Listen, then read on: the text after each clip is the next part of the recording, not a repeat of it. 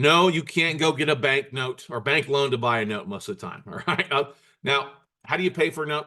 It's going to be cash. Okay. You're going to send a wire transfer in from your bank to the lender.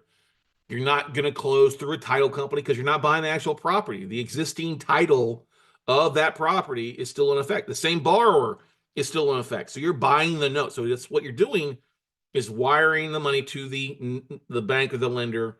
What they do then is they issue an assignment of mortgage the next day.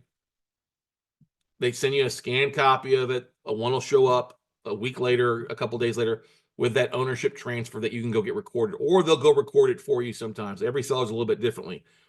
And then they'll send the collateral file, the loan file to you, usually 30 to 45 days later. Okay. Let's see here. If you've never sent a wire transfer is not expensive. It could be anywhere from like $8 to $35. And if you're worried about that, Paul, that's just a cost of doing business, bud. Okay. You're going to send wire transfers. They are not expensive. It's a cost of doing. That's how banks work in wire transfers. Okay. You're dealing with banks. You're dealing with lenders. Okay. Now, the thing is, before you wire, you always want to make sure they're a legitimate seller. Okay.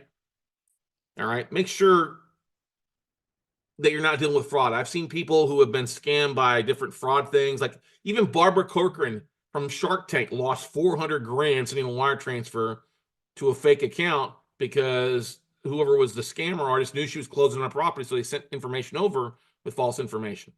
Okay. So when you send it, you want to make sure you're getting the right information, verify it with the bank or the seller, and make sure that the seller has the right to sell the note.